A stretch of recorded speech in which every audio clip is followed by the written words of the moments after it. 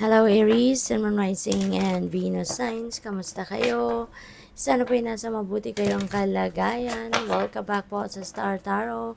At kung bago kayo rito, welcome din po kayo. Please subscribe, like, share my videos, and leave me a comment kung nakaresonate po kayo. Thank you.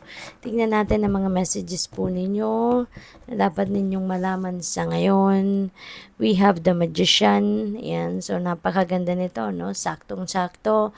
We are on the first week of January 2026, and ito naman si Magician. This is a new beginning energy. So, magsisimula kayo rito ng bagong ganap sa buhay. Timely lang, no? Sa pagsisimula din ng taon. Kaya napakaganda. At si Magician, nandito, no? Sa inyong mga kamay ang power for you to manifest, no? The things or the situations that you want to manifest. Maaring ito na yung maglalakas ng loob kayo rito na simulang gawin na kung ano man ang mga binabalak ninyong gawin para ma-achieve, kung ano man ang mga bagay na gusto ninyong ma-achieve, kung ano man yung mga ine-envision ninyo for yourself. Okay? So, sa ngayon, you will be taking action, you're getting on your feet, and you're going to start to make things happen.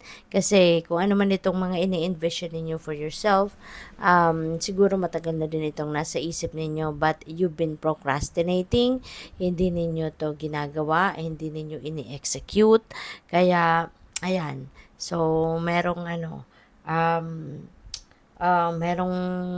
pagbabago sa energy ninyo at ngayon siguro na-recognize ninyo na yung mga bagay or kung ano man, no, nakakailanganin ninyo para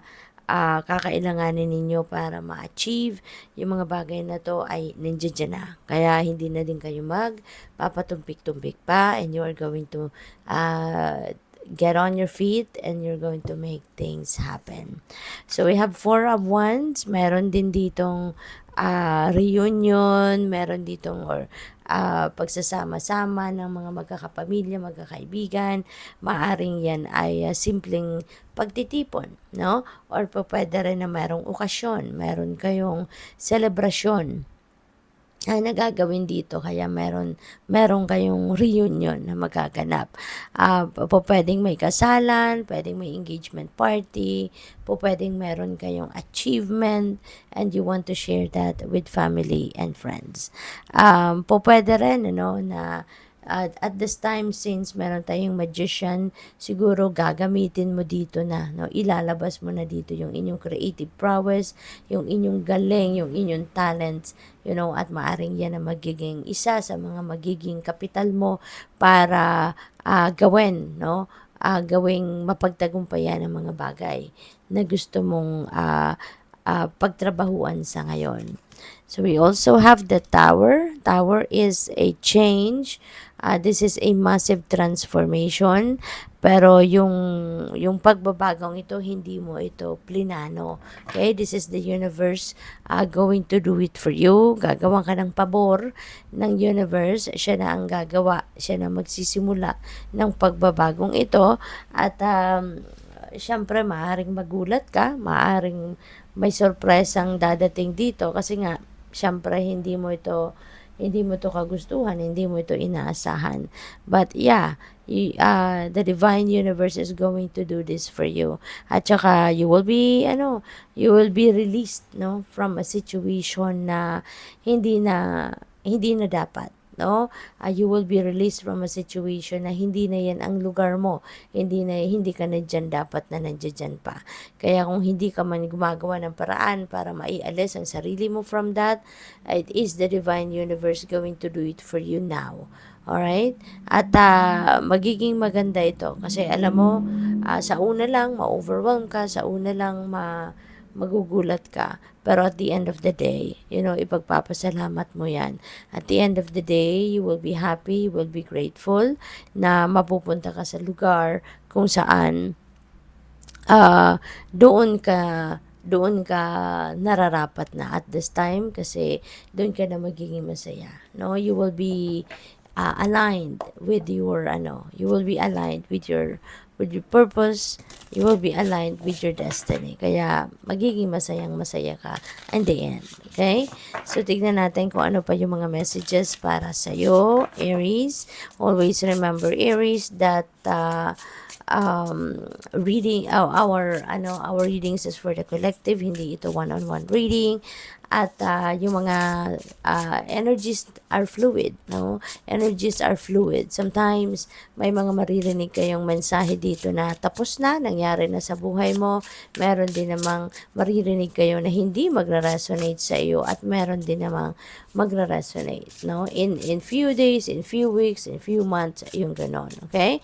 So kung kunyari the entire reading that doesn't resonate with you at all, you may check and watch your sun, your moon sign, at saka yung Venus signs ninyo, at saka yung inyong rising signs. Okay? Baka nandoon yung mga mensahe na para sa'yo. So, we have wow. So, meron tayong creator fire. Sa ngayon, no, since meron tayong magician at saka meron tayong creator fire, ibig sabihin nito na talagang parang yung adrenaline ninyo napakataas, yung excitement ninyo napakataas din, ano? You will be super excited, no? You will be super excited about this. Kung ano man yung gusto mong gawin, siguro talagang yung energy level ninyo will be high, at sisikapin ninyo na matupad, no? Or mangyari ang mga mensahe, ang mga ninyo, minimithi ninyo ito, no? What's your honest truth? Ayan, so baka sa ngayon kailangan ninyong pag-isipan at pagmuni-munihan. Ano nga ba talaga, 'di ba? Ang gusto mong mangyari sa buhay mo? Ano nga ba ang gusto mong karakter na i-project, no? Ano nga ba talaga ang gusto mong ipakita sa ibang tao? No, ano yung gusto mo, ano yung totoong saloobin mo, ano yung totoong nararamdaman at iniisip mo. Okay, maybe that is something that you need to ask yourself.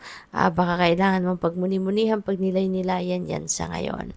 So we also have creator earth, so napakaganda rin kasi as you take action, diba, towards whatever your desires are, maaari din, no, na magte-take action ka dito sa mga opportunities na pwede ninyong pagkakitaan. Kasi baka ngayon, merong papasok na mga opportunity na related sa trabaho, sa career, sa business, investments, or anything, no, na magiging income stream ninyo. And feeling ko dito, hindi ka, alam mo yun, hindi ka magpapatumpik-tumpik pa once the opportunity knocks, talagang you're going to take advantage of it. So, good luck po. Thank you for watching Lemon Light. Namaste.